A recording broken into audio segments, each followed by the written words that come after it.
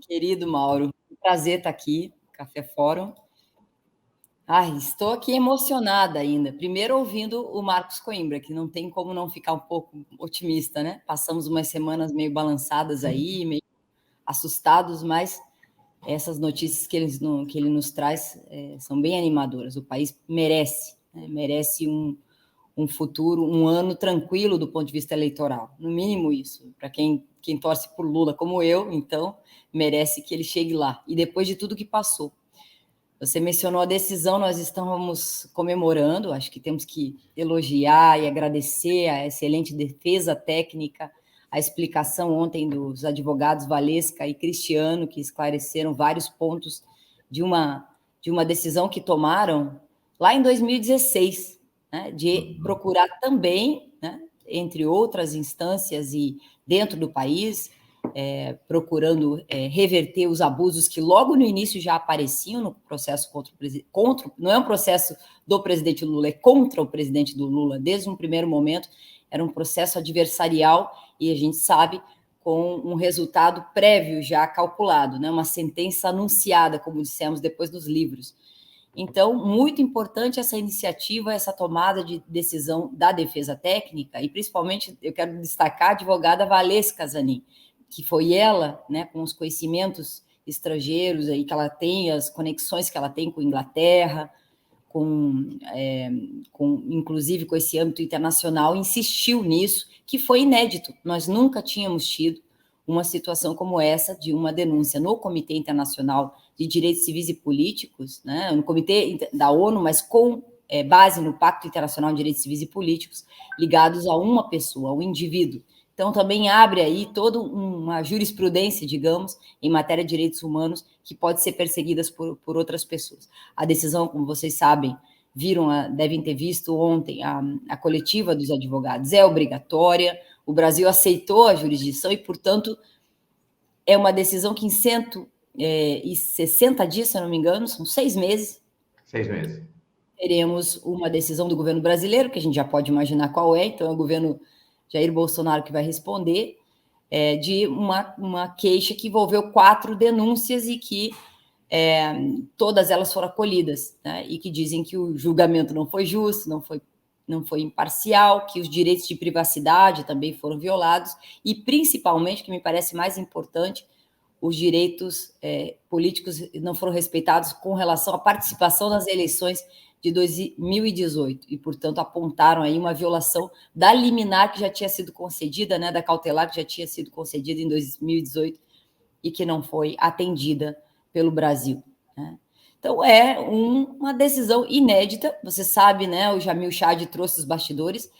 Havia dúvidas de parte dos integrantes do comitê que achavam que não era necessário, eventualmente, emitir uma decisão, porque o governo brasileiro, através do Supremo Tribunal Federal, já havia anulado uma série de casos, entre os quais aqueles que também tinham sido base para a formulação das queixas, mas a própria defesa foi aditando fatos e elementos que mostram que nem tudo estava esclarecido e que é uma decisão que ancorava também uma série de injustiças adicionais ali, né, relacionadas, inclusive, ao comportamento do sistema de justiça e ligado a investigações, etc., com equipamentos de investigação, monitoramento, etc., até que, finalmente, a ONU decidiu declarar o que para nós é muito importante.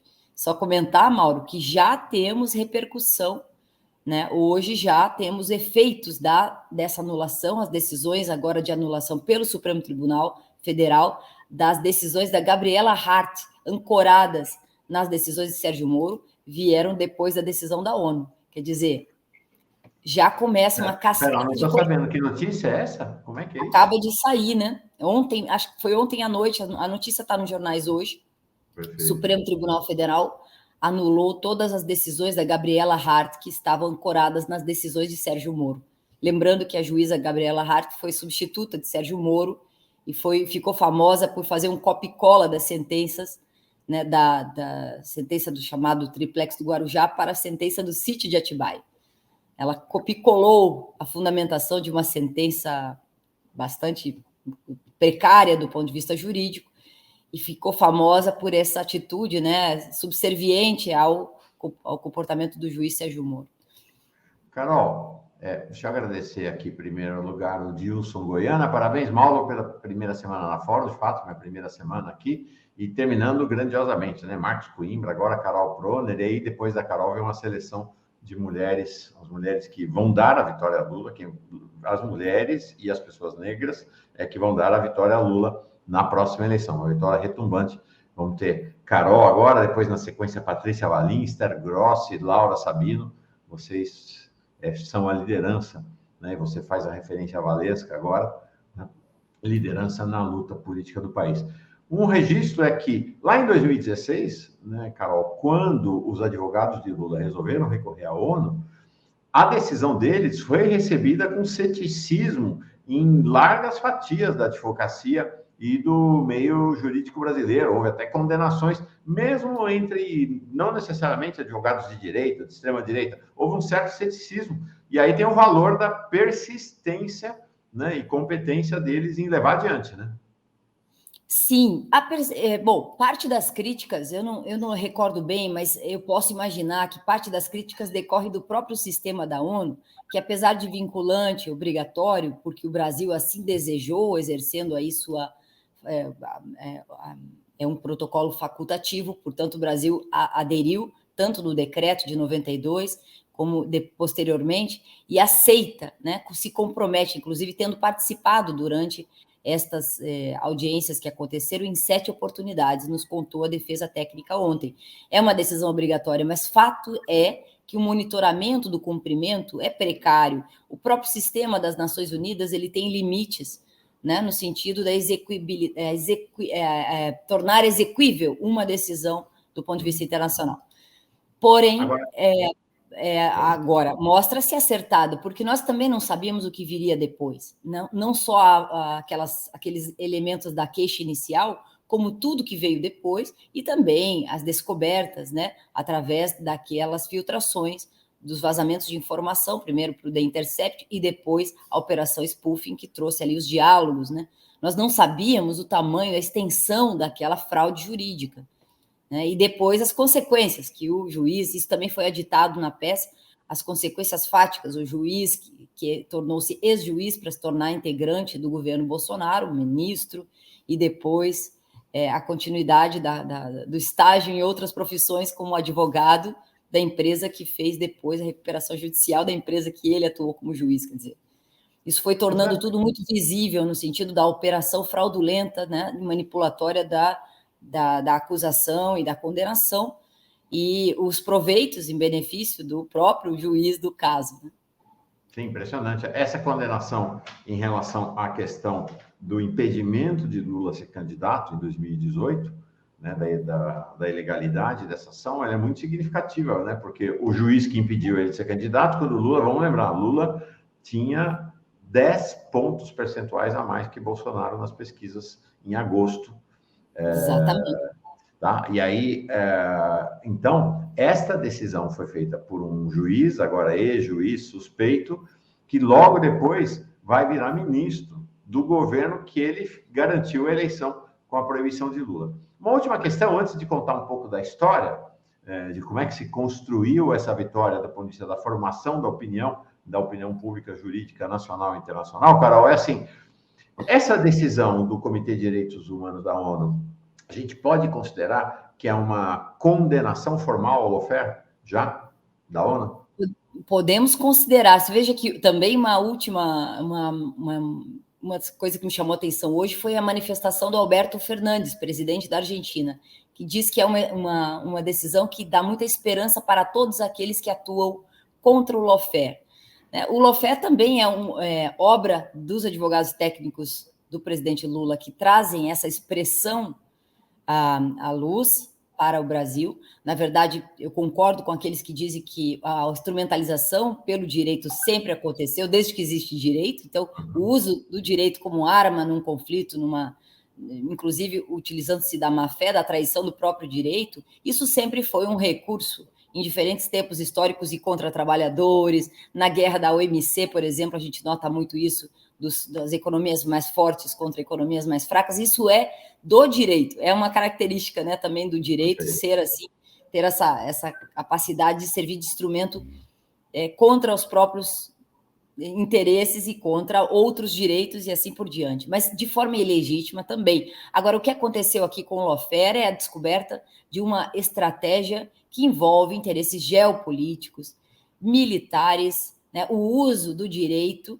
por outras nações com interesses assim, a gente pode dizer de uma forma simples, imperialistas aqui na América Latina. Agora também notamos que não é só o caso do Brasil, tem o caso da Alstom. Eu estou com um livro perto de mim que eu estou terminando de ler, que eu tenho sempre divulgado, que é a Arapuca estadunidense, que mostra o caso da Alstom na França. Esse livro é muito interessante para nós, diz uma lava-jato mundial, né, de um francês, Frédéric Pierucci, e ele está em português o livro, foi publicado agora, foi traduzido ao português, e tem sido muito debatido no nosso meio do lawfare, porque as operações de uso da extraterritorialidade americana, aqui no Brasil também foram usadas com a cooperação internacional, e estudo, fomos pegos de surpresa, mas não só nós. A legislação brasileira está ainda muito vulnerável, né? Algo que tem que ser corrigido, porque nossa soberania jurisdicional está em jogo. Eu tenho falado isso há muito tempo, muitas pessoas têm falado também. O Fernando Fernandes, advogado, escreveu um livro mostrando as minúcias disso. Acho que vale a pena você entrevistá-lo, viu, Mauro? Sim. Então, nós temos uma situação... O lawfare é usado para muitas coisas hoje em dia, nem tudo está vinculado a uma estratégia militar mesmo, militar geopolítica, regional. Nós estamos ainda aí vendo a guerra da Ucrânia, esse estado de guerra que envolve também uma guerra econômica e a influência hegemônica, né, do mercado financeiro, do mercado do sistema bancário americano, tudo isso, as sanções econômicas passa também por essa extraterritorialidade. Então, nós temos aqui o caso Lula, Petrobras, os efeitos econômicos daquilo que aconteceu na Lava Jato, né? Nós motivou, inclusive, que nós fizéssemos e respaldássemos uma ação popular que foi levada agora por deputados do Partido dos Trabalhadores, o Marco Aurélio Carvalho, o Fabiano Silva do Prerrogativas. Eu tive também a honra de participar dessa contribuição da peça que motivou essa ação popular. A gente pede, né, que o Sérgio Moro seja responsabilizado política, economicamente também e moralmente pelos danos provocados e prejuízos financeiros ao patrimônio público nacional e à justiça brasileira. Ele foi também, além de atingir os direitos políticos de Lula, conforme decisão da ONU, responsável por uma cascata de consequências econômicas e financeiras do patrimônio público brasileiro. E os estudos mostram, do DIEESE e da CUT, a quantidade de prejuízos econômicos que nós tivemos no Brasil, e ainda é pouco do que vamos saber, né? Nosso prejuízo só de desinvestimento que chega a 142 bilhões para a economia brasileira e 4,4 milhões de empregos diretamente tocados pela Lava Jato. Isso não há dinheiro recuperado que se compare a essa bomba, né? Essa verdadeira guerra jurídica no sentido das consequências, tais quais uma guerra tradicional. Imaginar que o sujeito pensou que ia ser presidente da República. É impressionante como teve coragem de se propor a um cargo tão importante. A gente tem uma tradição entre os teólogos cristãos católicos que diz assim, tem um dito que diz assim: não me mostra o santo. Para ficar olhando lá para São Francisco de Assis é fácil. Me mostra o processo que fez ele virar santo. Essa é a grande questão. Como é que ele chegou lá? Senão não adianta nada, vou ficar só olhando, admirando. Então, nós vamos falar agora do processo que está levando a essa virada, cujo ponto culminante até esse momento é a vitória da ONU. E eu fiquei muito impressionado ao conversar ontem com a Carol exatamente sobre esse processo, com o que se produziu. Na verdade, antes ainda do processo propriamente de Lula, mas desde o golpe, né? A produção que aconteceu no Brasil com repercussão internacional para denunciar, analisar, esmiuçar o que estava acontecendo no país. Isso aqui é um exemplo da produção, dessa produção intelectual feita sobretudo para advogado, não dá nem para ler, porque são tantos livros, né? São tantos livros, é uma produção tão intensa e que teve publicações em português, em espanhol, em inglês. Conta um pouco desse processo, Carol. Você é autora de alguns livros, é organizadora de outros e, sobretudo, está à frente de uma organização que impulsionou esses estudos todos. Conta para nós. Mauro, isso é fruto. É verdade que essa decisão da ONU nos fez recordar muitas coisas, relembrar aqueles tempos todos, né? Que todos sabíamos o que tínhamos que fazer e agimos no alcance das nossas capacidades, né? Diante de um processo que se tornava cada vez mais injusto. Então, eu queria até chamar a atenção, alguém perguntou aí no chat se esse livro que eu indiquei pode ser lido por pessoas leigas do direito. Sim, eu acho que esse livro pode, mas também houve um esforço por parte de juristas, sobretudo eu menciono a Associação Brasileira de Juristas pela Democracia, da qual eu sou fundadora também, mas nós temos aí quase 5.000 juristas no Brasil inteiro, em quase todas as capitais, tem uma sede da ABJD, também a Associação de Juízes pela Democracia, o Ministério Público Transformador, quer dizer, as carreiras jurídicas foram se organizando para tentar tornar o direito mais pedagógico. A compreensão naquele momento era ensinar o que era direito processual penal, né? O que era, por exemplo, contraditório, ampla defesa, estado de inocência, quer dizer, coisas que nos afetam no dia a dia, né? A questão da presunção de inocência é algo que nós devemos ter nas relações laborais, por exemplo, na relação da vida social, nas vidas numa sala de aula, entre colegas, numa relação de namorados, eu acho que é uma coisa assim. Nós temos e a violência também do direito também vem associada ao comportamento social, à cultura que se instala na sociedade autoritária, né? Isso tem muito a ver. Você está dizendo que não é advogada, leu o livro e entendeu tudo muito bem. Esse livro, especialmente, é escrito por alguém que não é advogado, porque ele é um engenheiro que foi aos Estados Unidos e depois nunca mais voltou. Ficou preso 2 anos porque não aceitou colaborar com a justiça americana numa trapaça jurídica, numa farsa jurídica. Ele levantou a cabeça e disse: eu quero falar com a minha embaixada. E desde esse momento a vida dele se tornou um inferno, porque foi preso em presídio de segurança máxima, uma supermax americana, e ele conta quem eram os seus colegas de cela, né? Os mexicanos, os russos. É interessante, até certo ponto ele torna graciosa aquela experiência, mas de nada engraçada, na verdade. A família ficou longe dele durante 2 anos. Mas é isso, eu acho que também tornar popular e acessível o direito é parte do trabalho que nós tivemos. E sabe quem ajudou muito isso, Mauro? O Papa Francisco, que você mencionou aí, né? Que esse santo faz milagre, viu? O que fez o Papa Francisco naquele momento, e veja que a movimentação para chegarmos até o Papa Francisco foi inteiramente do movimento da Via Campesina Internacional, do movimento Sem Terra aqui no Brasil, que tem acesso, né, a esse santo milagroso, né, são pessoas que têm acesso. Veja aí o Esquivel também, né, Prêmio Nobel da Paz, né?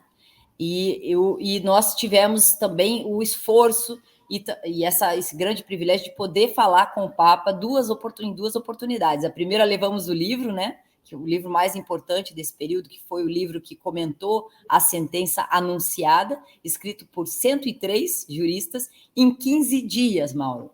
As pessoas pararam de fazer o que estavam fazendo e passaram a escrever durante dias e noites e madrugadas, reagindo contra a sentença.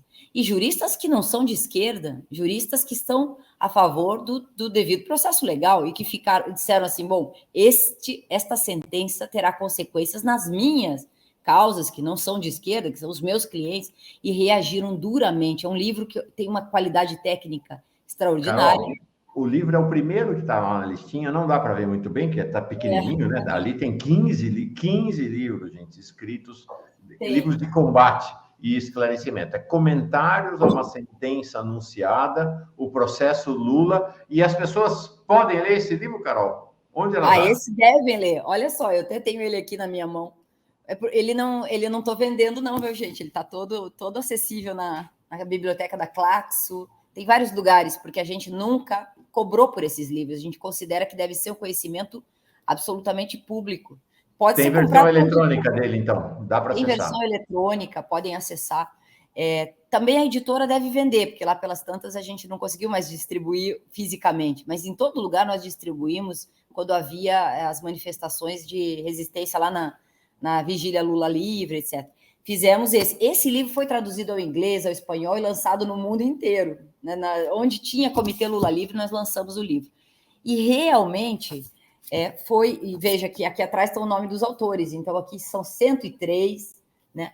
E no outro, que foi o Acórdão, são pouco menos autores, porque são juristas de processo penal, e esse nós comentamos o Acórdão anunciado. Quer dizer, foi lançado o Acórdão... O Acórdão do TRF4, né? TRF4. Terminou a decisão, todos indignados, principalmente os processualistas, os criminalistas, escreveram, são 57 artigos de criminalistas, dizendo, mas é um absurdo, esse acordo não poderia ser tão uniforme, complementar, evitando... Isso é absolutamente incomum na velocidade em que foi feito e fazendo cálculo de dosimetria da pena para evitar que o ex-presidente Lula escapasse, né, da prisão em segunda instância no tempo certo para evitar que fosse candidato. Então, ali está completamente técnica. Eu gosto desses livros escritos no calor dos acontecimentos, eles têm um valor de documento histórico incomparável, porque mais tarde a gente vai escrever, ele não tem aqueles detalhes que tem apenas e tão somente quando as pessoas estão ali no calor, lendo a sentença e escrevendo no impulso da reação. Depois tem outros livros importantes também que foram feitos. Mas, assim, Mauro, eu acho que essa decisão da ONU é fundamental, toda a defesa técnica, e esse despertar para perceber que havia algo muito diferente do que se pode chamar de direito acontecendo no país. A gente chama que o lawfare é, sobretudo, um processo antijurídico. Ele é contrário às regras do jogo. Isso é muito importante. E fomos percebendo, eu faço parte do CLAJUDE, do grupo de Puebla, do qual faz parte também o Alberto Fernandes, eu sou do jurídico desse grupo. E somos aí quase 12 países que fazem parte do jurídico, ibero-americanos, né? Não só latino-americanos. Envolve Espanha, né? Envolve Portugal também. Então, quer dizer, a gente está percebendo que no Equador está acontecendo isso, foi anulada a sentença contra o Jorge Glass, que é o ex-presidente agora, Rafael Correia recebeu asilo político, reconhecendo perseguição político-jurídica contra ele. Vários casos, se eu mencionar para você, não acabo mais aqui, porque eu estou estudando atualmente mais de 15 casos de lawfare na América Latina, de líderes, só fora, né? Nosso grupo está estudando isso. E aqui dentro do país, eu tenho ficado muito comovida com casos em Goiás de gestores públicos, médicos que atuaram em secretarias da saúde, ou então geólogos que atuaram na demarcação de, por exemplo, parques nacionais. O lawfare, esse comportamento judicial com coordenação econômica geopolítica, está na administração pública brasileira, sobretudo nas reservas ambientais, parques naturais, programa de saúde pública, tudo que envolve, de certa forma, um raciocínio público e soberano e ativo e altivo, né? Lembrando do nosso Celso Amorim, está motivando processos contra a gente comum, contra a gente que está fazendo trabalhos, assim, muitas vezes invisíveis na nossa sociedade. Então, muito Carol, grave. O que faz e fez ainda, está acontecendo nesse instante na Paraíba, com o Ricardo Coutinho, o ex-governador, e agora deve ser eleito senador pelo PT, e a Márcia Lucena, especialmente o caso da Márcia Lucena, que foi prefeita da cidade de Conde, ela ficou presa sem ter processo, sem ter nada. Os advogados não tinham acesso a coisa nenhuma. Estava com tornozeleira até agora, não podia sair de casa, sem condenação. Carol, um negócio impressionante. E o escândalo divulgado, principalmente que chamou a atenção o Papa Francisco, eu acho que nisso ele foi como dirigente, mas sobretudo como um chefe de Estado, né? Pensando no Vaticano, destacando a questão do poder da mídia, né? De primeiro condenar via meios de comunicação e de forma espetaculosa e com manchetes contra uma pessoa, para depois instaurar-se um processo formal que já tem contra si ou a favor de si, dependendo da posição do juiz e do convencimento, o apoio popular, né, o repúdio contra alguém, etc. Que isso naturalmente vai interferir na decisão do caso, né? Que não deveria, mas assim, no embalo do lawfare, isso levou muitas decisões a se tornarem decisões de opinião pública. Então, assim, grave, isso também está intrínseco na sentença da ONU, eles não mencionaram o papel da mídia contra Lula, mas quanto foi escrito pelo próprio jornalismo que vocês sempre fizeram, né, Mauro? Então, assim, o quanto você teria para contar dessa história a partir da análise somente dos meios de comunicação hegemônicos, né, que atuaram contra o presidente. Então, o que aparecia para as pessoas como furos, né, como notícias, eram, na verdade, press releases que a Lava Jato passava para jornalistas da mídia conservadora e eram somente republicados sem qualquer crítica. Olha aqui, Carol, o Pedro Otávio Paz, você estava falando exatamente desse processo, ele dizendo, e falamos de Conde agora, da Márcia Lucena. Minha prima foi secretária da Saúde da cidade de Conde, na Paraíba, e está sofrendo um processo violento. Isso aí. É uma atrás da outra. É impressionante. Eu vi também o caso do Rodrigo Neves aqui no Brasil, no Rio de Janeiro, que foi prefeito da cidade de Niterói. O caso dele, eu estive agora mais no lançamento do livro, que eu acho que uma das formas, viu, Mauro, já que incentivando as pessoas que estão passando por isso, é publicar as suas histórias, porque muitas vezes, primeiro pelo registro, depois pela denúncia, né? E vocês vão ver que são casos que vão acabar finalizados em arquivamento, né? Em absolvição, no fim das contas, e a gente nota que são denúncias vazias. Nós temos um problema, Mauro. O Ministério Público se recusa, inclusive, nós vimos pela tentativa, né, de aprovação da PEC 5, a pressão da mídia e institucional é muito forte para que o Ministério Público não aceita, não consigo entender por que, como instituição, sequer um código de ética, Mauro. Isso não acontece nos Estados Unidos, que são modelo para eles, né? Não de modo geral, eu tenho grandes amigos no Ministério Público, pessoas muito sérias, mas nós temos que ter as regras do jogo. Eu sou advogada, a gente responde a um código de ética da advocacia, que, aliás, para nós é sagrado. Eu sou servidora pública de uma universidade federal, eu respondo à ética pública do servidor. Por que o Ministério Público... Não só isso também, né? As contenções, nós temos que ter um controle social suficiente para que as pessoas não sejam acusadas sem fundamento, né? Sem fundamentos mínimos probatórios, não podem ser denúncias vazias e que podem ter, vamos dizer, ocupar algum tipo de combate político, né? No micro espaço, porque aqui nós discutimos o caso da ONU, de um ex-presidente da República que agora é favorito às próximas eleições. Então, são direitos que também foram violados para aqueles que queriam votar em Lula e que não queriam, né? Quer dizer, toda a sociedade foi afetada, é um grande nome. Mas pessoas comuns, sindicalizadas, vinculadas eventualmente a movimentos de resistência da cidade, do bairro, da comunidade, estão sendo afetadas por essa cultura, né, de acusatória que envolve ministérios públicos, né, nesse sentido assim, mais do sistema acusatório, não necessariamente a instituição do Ministério Público, né, mas aquela situação da delação do vizinho, né, de vou contar o que ele fez e vou estragar a vida dele, né? Impressionante. Tem uma expressão no campo, na lavoura, cada enxadada é uma minhoca. Isso é impressionante aqui, porque cada enxadada que você dá é um caso de lawfare, né? Olha aqui, num grupo, né, as pessoas aqui da audiência, relatando um caso atrás do outro. Está aqui o Ivo Zimmermann, o Tarcísio, meu irmão, sofreu uma violenta perseguição como prefeito de Novo Hamburgo. Virou um processo nacional. E aí, queria te fazer uma pergunta, Carol.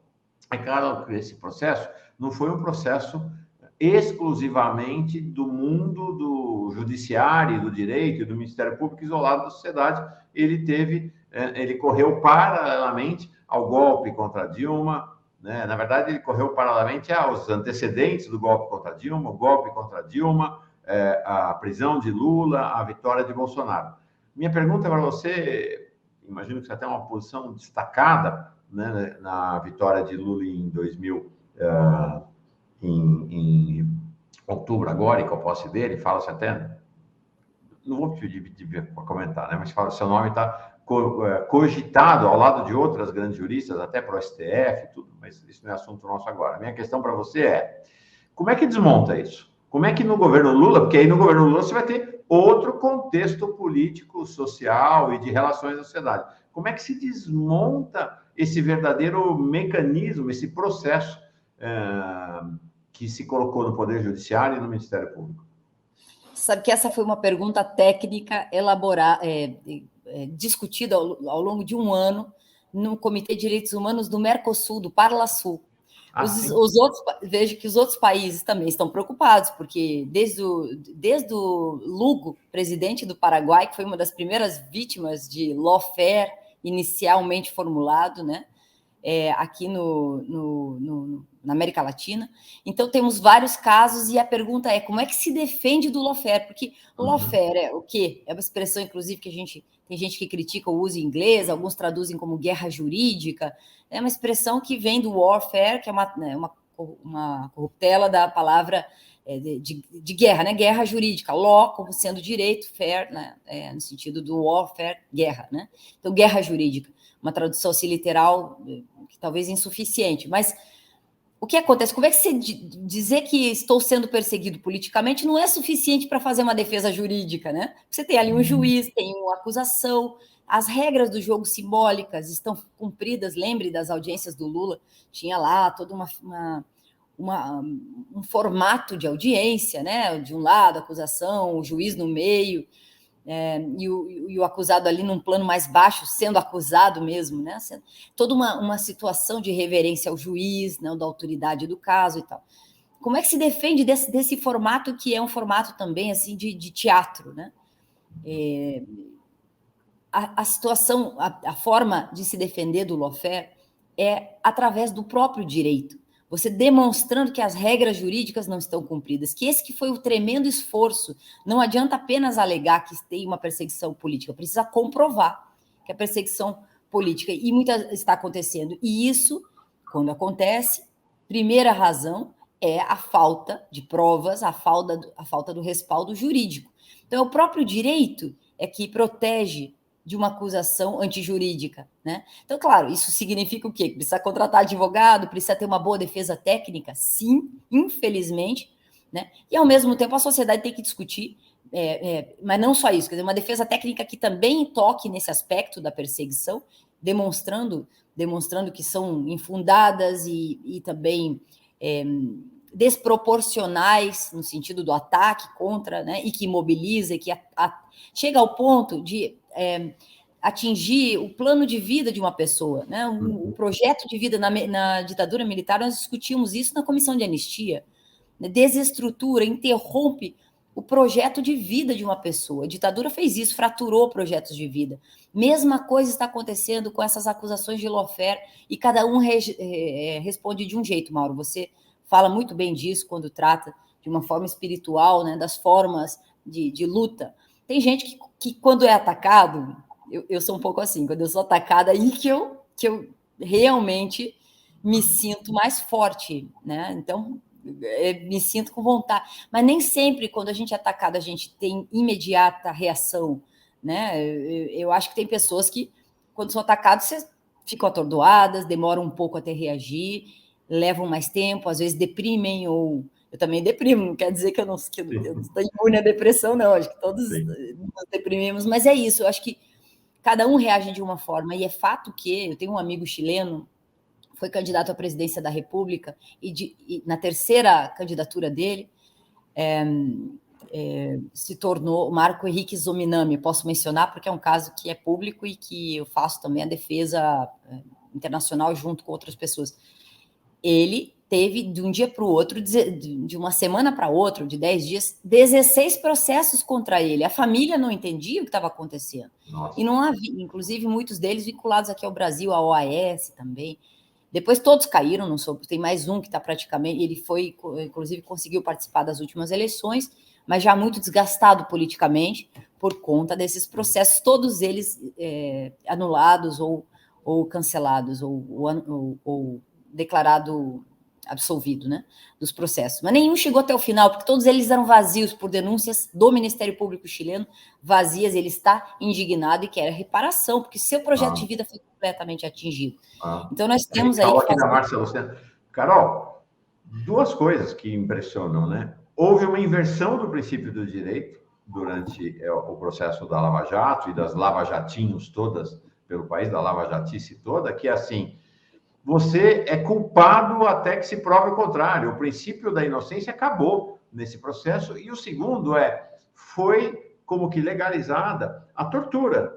Porque imagina você estar preso ilegalmente numa cela lá em Curitiba, longe da sua família, sem acesso a nada, e de repente invade a sua cela, agentes do Ministério Público e da Polícia Federal para dizer o seguinte: ou você faz essa delação, ou você vai ser condenado a 30 anos de prisão. Isso é tortura, né? E aí, o que você faz? É o que você falou, altera a vida toda. A pessoa fica pensando, poxa, mesmo que eu não fique 30 anos preso, eu vou ficar 10 anos aqui, 8 anos aqui, minha vida vai ser jogada na lata do lixo. A pessoa denuncia o que aparecer na frente dela. Né? O que aparecer na frente dela. Esse sistema, né, das delações é a regra nos Estados Unidos.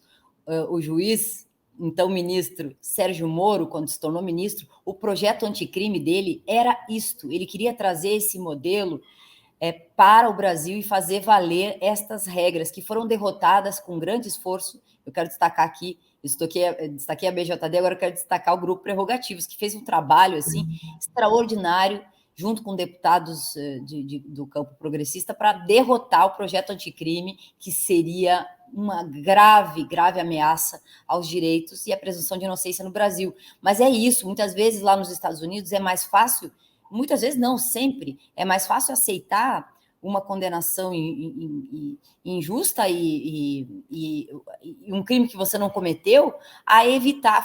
É este o caso da Alstom, deste empresário que se recusou a reconhecer um crime que ele não considerava que ele não tinha cometido, que foi acusado de corrupção, basicamente na malfadada teoria do domínio do fato, né? E aí tem aspectos técnicos que eu não vou mencionar, senão o pessoal vai dizer que eu falo difícil, como todos os juristas falam, né? Então, por isso que eu estou tentando tornar mais assim, mais simples, mas de fato alguém mencionou o caso do Cancelier, não é fácil, a tortura psicológica que essas acusações fazem, e a morte do reitor da Universidade Federal de Santa Catarina, para nós, tem que ser lembrada sempre. Ele, através da sua decisão de não viver mais, deixou um bilhete acusando o sistema de justiça. E aquela delegada, Érica Marena, que depois se tornou uma garota propaganda dessa série que foi feita por um cineasta que depois parece que teria se arrependido. Mas está aí, né? Se arrependesse mesmo, tirava aquela série infame, difamatória da Netflix, né? Que agora até esqueci o nome. Acho que é o mecanismo, né? Mecanismo. Ele se arrependeu mesmo, tira o mecanismos do ar, ou vale mais os seus direitos autorais a seu arrependimento. Desculpe, mas eu preciso falar isso, porque o que foi feito ali foi também propagar, né, e um comportamento que, nesse caso, foi assassino, acabou levando à morte de uma pessoa que a situação dele era uma pessoa que via da universidade, foi proibido entrar no campus, os seus cabelos foram cortados, foi um presídio e foi revista íntima, depois tudo isso sem nenhum tipo de acusação formal, e depois volta para a universidade sendo considerado um criminoso, um corrupto. A vida dele deixou de existir, tudo que ele sabia, né, como professor, como reitor, deixou de existir, ele não suportou. Então, assim, nós temos que curar esse mal que é o lavajatismo, essa cultura mas que veja que já atinge 70% da população carcerária que não tem direito ao justo processo e que estão acusados aí, Mauro, isso é muito anterior, portanto, uma cultura, né, da acusação e da punitividade que atinge uma população negra, né, e pobre, jovens negros da periferia que estão encarcerados sem justo processo. E o devido processo legal sem chegar às instâncias de julgamento superiores, né? Então, é uma situação estrutural, né? A palavra mais importante para enfrentar o futuro da discriminação no Brasil, né? Racial, mas também de gênero, mas também a questão prisional estrutural no Brasil, que decorre das demais discriminações, né? E que também estão aí. Então, é muito importante, Pedro Serrano faz essa conexão, vários juristas intelectuais que fazem essa conexão com esse punitivismo atávico na sociedade, histórico, né, desde as origens do colonialismo e tudo, e que e que também agora se transferem para uma perseguição mais estratégica contra gestores públicos, como mencionados aí. Gente, Carol Proner, maravilha estar com você aqui. Quero registrar só assim, importante. Lá em 2006, lá em 2016, 2015, 2014, quando essa luta começou, porque começou já durante a campanha de Lula, de Dilma, ninguém tinha certeza da vitória.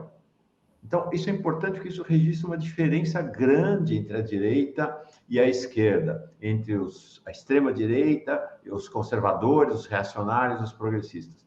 Nós, Carol, o Papa Francisco, todo mundo, lutamos porque é nosso dever, não porque a gente vai ganhar, porque podia não ter ganho, não podia nada, mas é lutar porque é o dever, porque é o que precisamos fazer, porque é o certo.